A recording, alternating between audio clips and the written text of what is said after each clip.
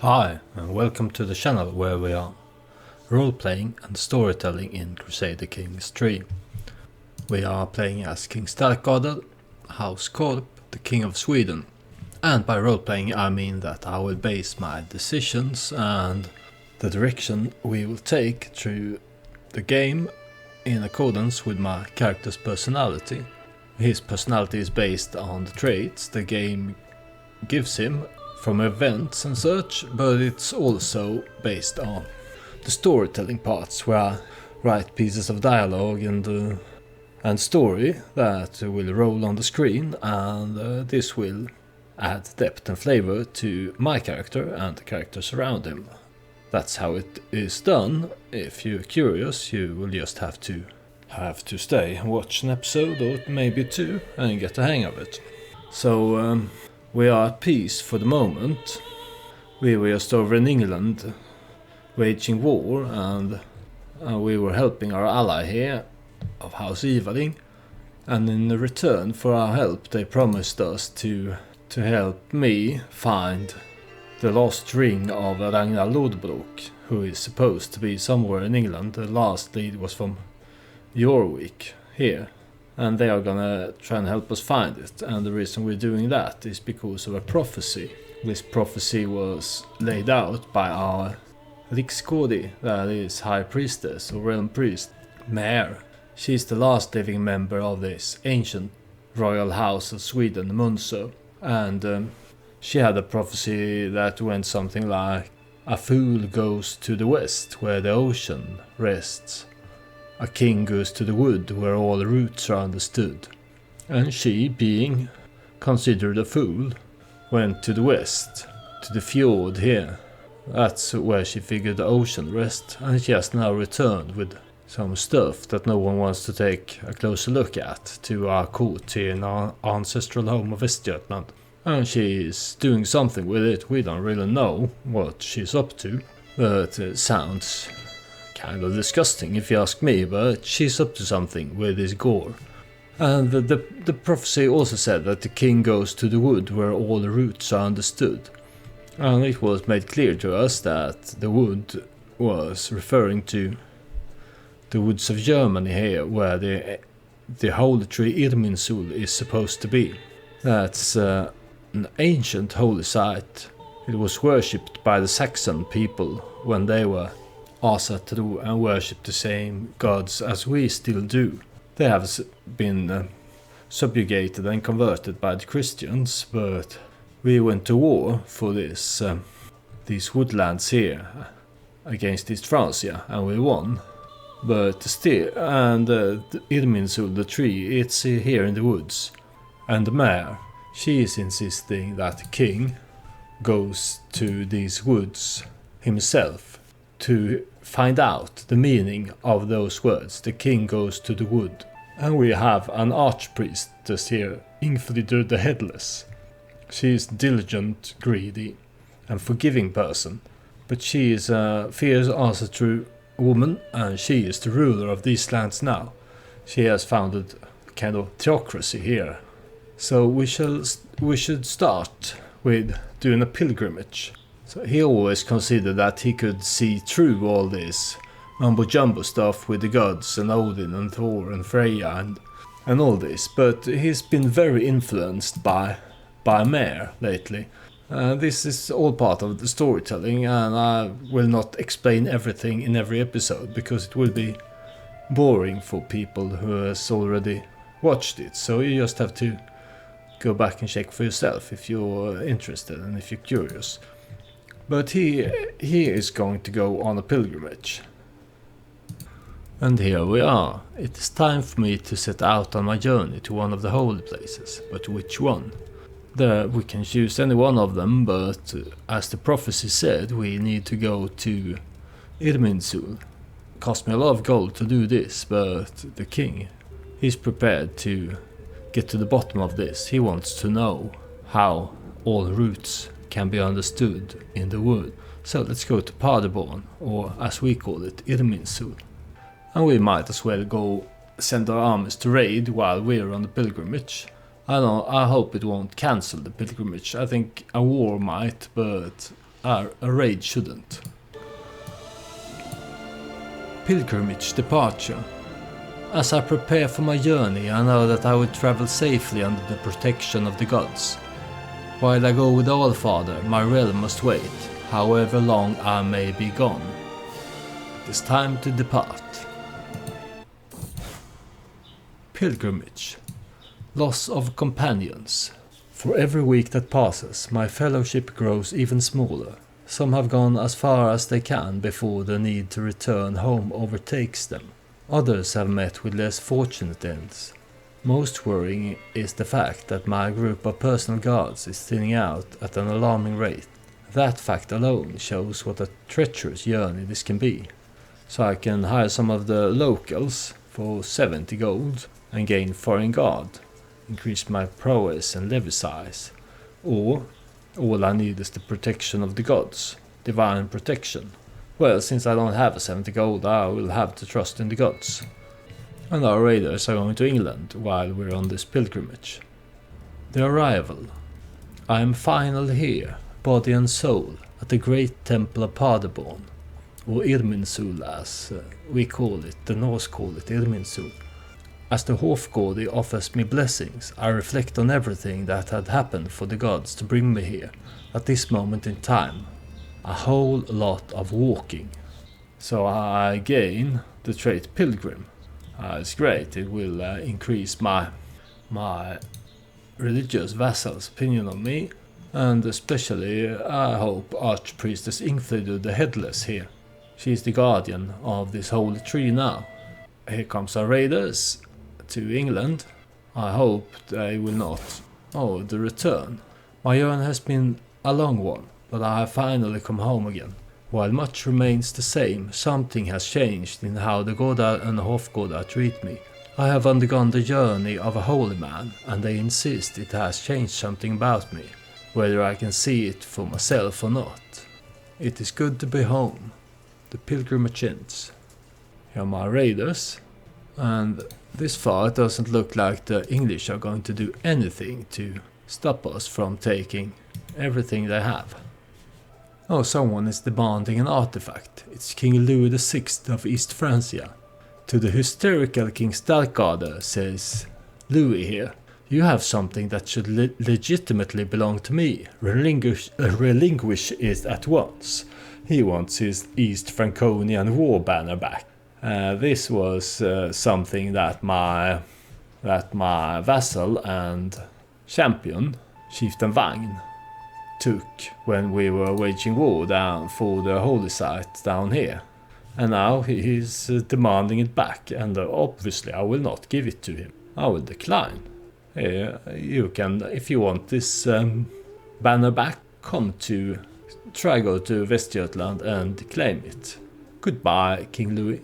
You go home, and if you ask really nicely, I might give you this black rabbit pelt I have. No, I won't give you that either, but you would have had high chance of getting this. So here are some prisoners.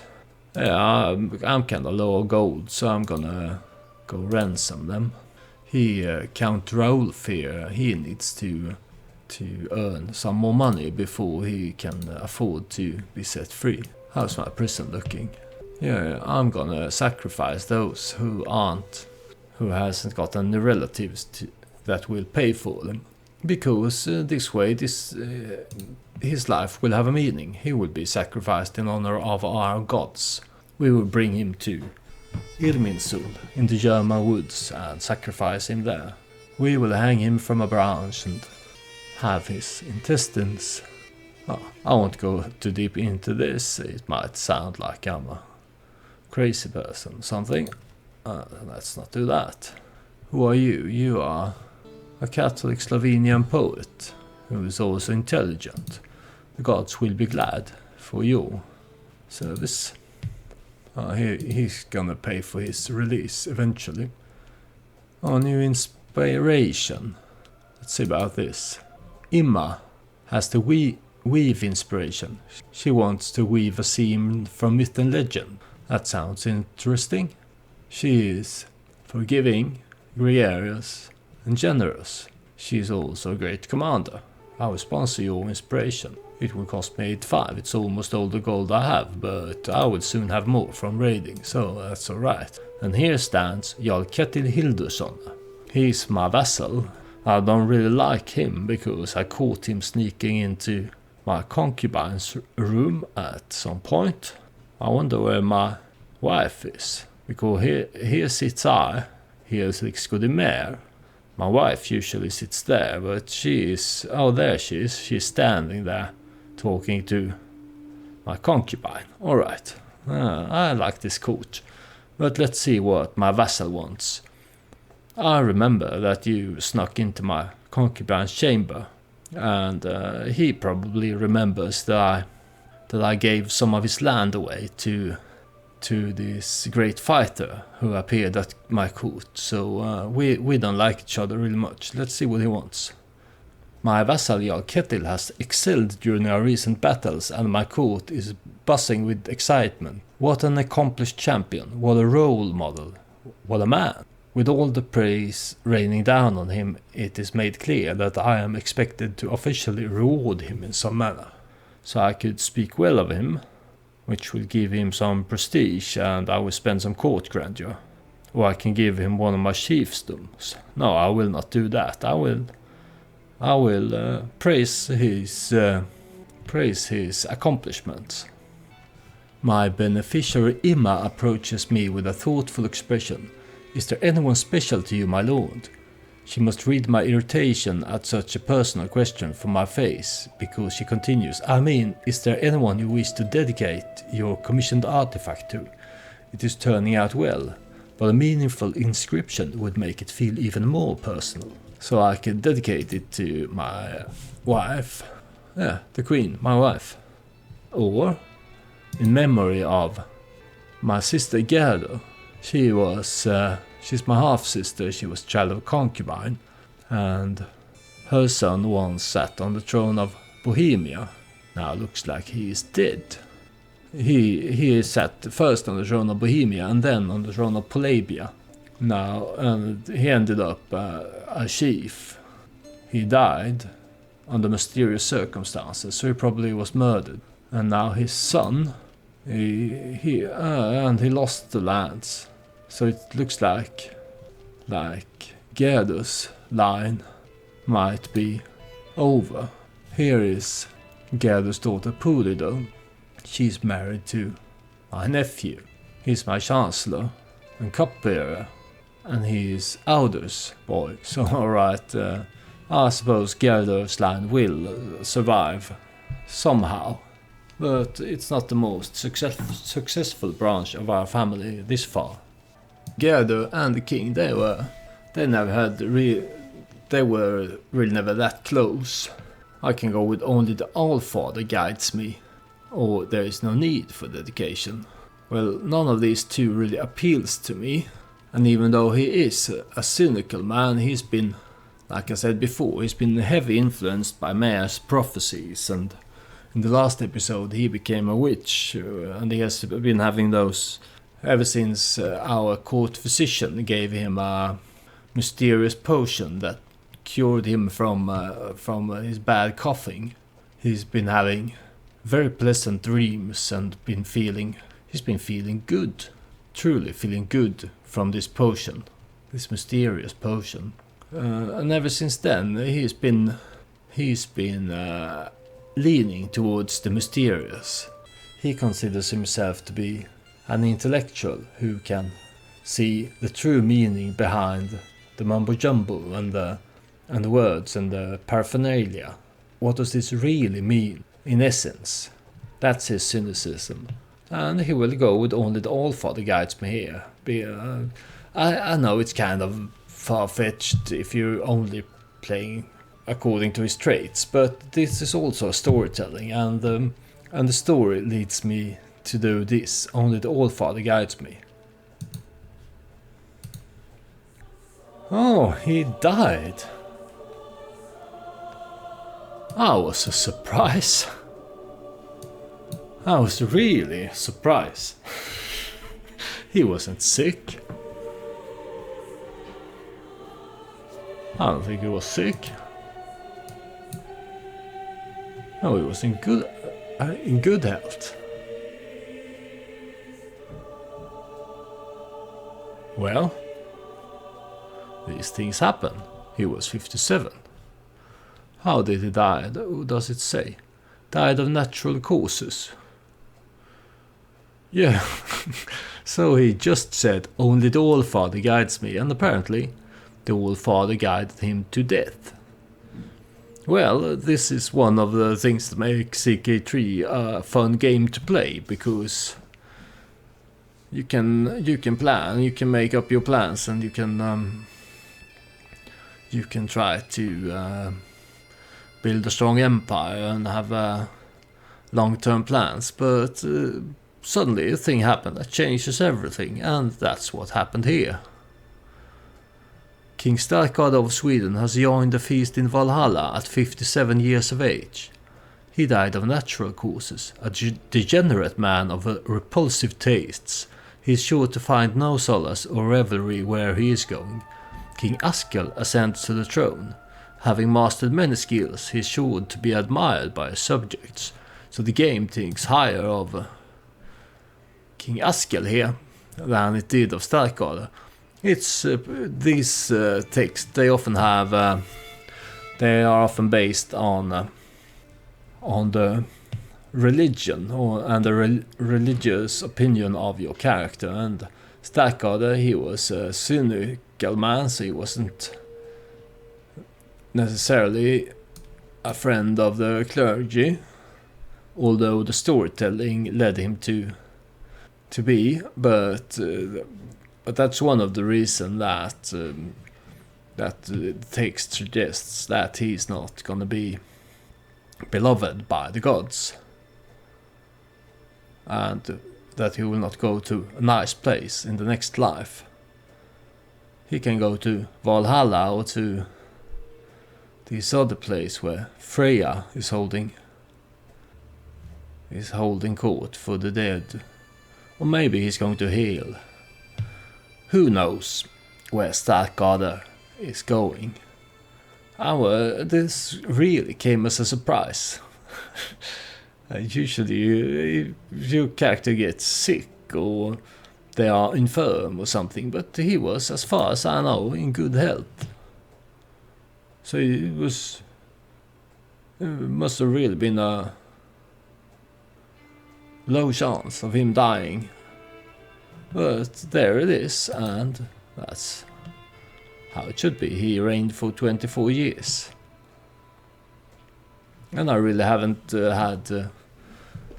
I thought he would live a bit longer, so I really haven't planned that much ahead, because usually it's good. His father had lots of time to prepare for his passing and organize the realm and give his children the lands he thought they deserved and so on, and put his heir in a strong position.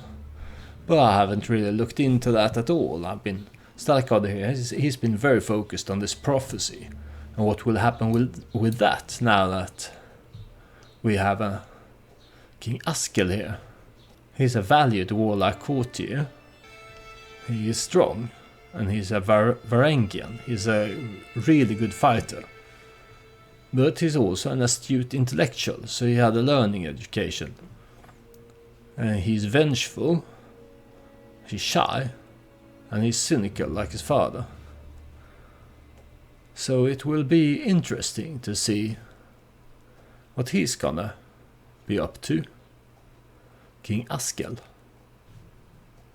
Yeah. And all those things appeared up here. Yeah, let's continue as King Askell then. See what's happened.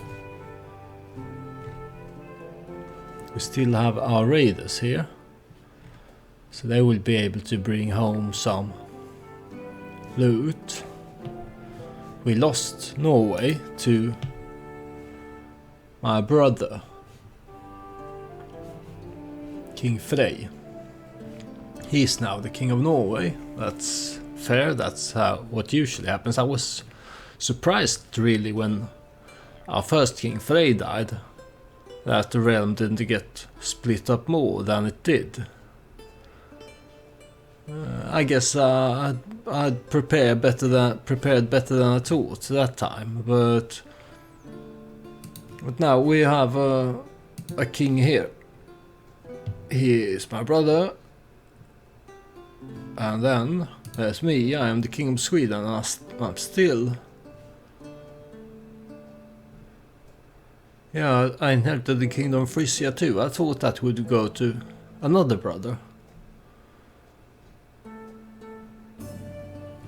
And most importantly, it looks like I actually kept the duchy here, our ancestral home. And that's really why I think is most important when you inherit, that you keep your ancestral home. Because it's really annoying if a brother you like gets this county here, then it's annoying, because you want to keep your primary duchy intact and under your control, because this is the place where we are increasing development and building stuff and all those things. So I'm glad I kept this. I kept Kingdom of Sweden, Kingdom of Frisia, Jarldom of Västergötland, Chiefdom of Västergötland, Chiefdom of Skara, and Chiefdom of Dal. That's good. So my brother here, he inherited the Jarldom of Gulathingslög and the Chiefdom of Song. Is he? Yeah, he should be a descendant, because Song here and the Gulathingslög is our inheritance from Sif, our first king's wife. So this should be Sif's grandchild, who is now in control of her ancestral land. So that's fitting. And then there's my uncle. He is strong. He is probably stronger than my brother on the throne here. So, and does he have a claim to the kingdom? No, I don't know. It doesn't look like he has. So he can't just claim the kingdom from my brother. He can do it, but he needs to do some shenanigans to get claim. But he's now a vassal there, and he also got House Hede as a vassal, and the House Torgal, and the House Yngling. So that's what my brother here controls. And my other siblings, what did they inherit? Here I am. My half-brother here, he was the one that was given this duchy but lost it. So it seems the game won't give him more the game didn't give him any more titles. He has all those claims, but he was given a jarldom and he lost it, and he didn't get any more inheritance, so that's fair. And then there's my brother, and this brother here, he didn't inherit anything either. I think that CK3 used to split up your realm more, because maybe it's the Scandinavian elective, or maybe they changed something, because I would have thought that these brothers should have been given some counties. For instance, like I was speaking about before, he would have been the chief of Skara here, and the old guy here would have been the chief of Dal. But no, they didn't get anything. That's good for me, but it's a bit strange. Last time I played CK3, the inheritance was much harder. Maybe it's the Scandinavian elective that is better succession system than the partition. So I am married to Tuaria, this Karelian girl of House Itkonen. Her father was a chieftain, Ama of Soltavalla, and her mother was Tuli Hämäläinen of House Hämäläinen, Finnish woman. So she comes from here. She thinks I'm okay, but there's no romance here really. We have a daughter, Iliana. She's 11. We have my player and son, Starkader. He is named after my father. That's fitting. He's quick, curious, and arbitrary. On a learning education. I should give him a guardian. Yeah, let's have our trusted Riksgård mayor educate my son and heir here. Mayor. Every time I say mayor, and then try to say here here, I'm still in the word mare, so it goes mare here. Let's have mare here educate my son and heir. That's what our father would have wanted, so we will go with that. And also I think Iliana here, she's on diplomacy education. I will educate her then. And then there's Gyda. She's on a martial education. She's an intelligent rowdy girl. She can be a shield maiden maybe. I don't think I've managed to have a shield maiden yet. I could have made some relative shield maiden I suppose, but never got around to it. But let's find ourselves a great fighter here. Yeah, let's have my commander here, Alfgeir, educate Gyda into a great fighter. And then there's little Ketil. He's a charming boy on an intrigue education. Who should educate him? Who's good at intrigue? This my spy master here is. He's the one my father trusted for reasons that are yet to be uncovered. He's spy master, food taster and champion. Arnbjörn Ingegärdsson, Firdi. Well, since my father trusted him, I suppose I'm gonna trust him as well. And let's see about court positions. Here's Torun, she will be a good court tutor. She's also court physician. Yeah, she's involved in the stuff Mare is up to. So it's good, she can be court tutor. And let's have Carl here as my personal champion. He is good at the job. That's that. She will study the Saxon language, that can come in handy. My son and heir here, he can heir here. I'm still with Mare here. He can, yeah, it will be good to learn Finnish language, I think. And she can study Dutch. And this little Ketil here, let's have him study Karelian from his mother. That's good. And we should take a look at our council. Mare, she's still a Skådi. My queen here, my wife and queen, she is assisting me here. She doesn't have great stats, so but she's helping. And then there's my chancellor, who is my cousin. He's a good chancellor, I suppose. Is there anyone better? No, not really. Well, yeah, there's this archpriestess Ingfrid the Headless. She's better at the job, and she's also a vassal, so I suppose it would be better to appoint her. Yeah, that's because I don't think I have. No, had I been friends or something with his cousin, I would have let him keep the job. But now let's appoint Archpriestess Ingfrid the Headless to as a chancellor. She's the best one with lands, so that's a good choice, I think. Halstein will dislike me for this, but that's how it is. And as Stewart, Chieftess Asta here, she would make a great Stewart. She is Bercy's daughter. Yeah, if you are one of the 2 or 3 people that it looks like there are 2 or 3 people who are actually watching all my playlist and following this story, and I'm really happy for that. Thank you. But if you are one of those, then you know the story of Asta and House Trolli here. Chiftan Bercy in our second episode, I think it was, in our very first war, when we conquered Nordmark here, he was my champion, and I think he killed 3 of the enemy's champions in a deciding battle in this war, and as a reward he was given Nordmark to rule, and he founded this house Trolli, and now it is his daughter who has been ruling it, and she has been up to some fun stuff. She was married to one Starke brother, House Starke here, and she was at the same time lovers with his brother, and it made our former king and queen laugh a lot when they heard of this. But sadly it looks like House Trolli, she has some bastards, but they are not in line to inherit, so House Trolli won't hold on to Nordmark. But as long as Asta here is chieftess, House Trolli and Bercy's legacy is alive, and she is really She has a high stewardship and she's also a strong vassal, so I will assign her to this position. And who shall be our marshal?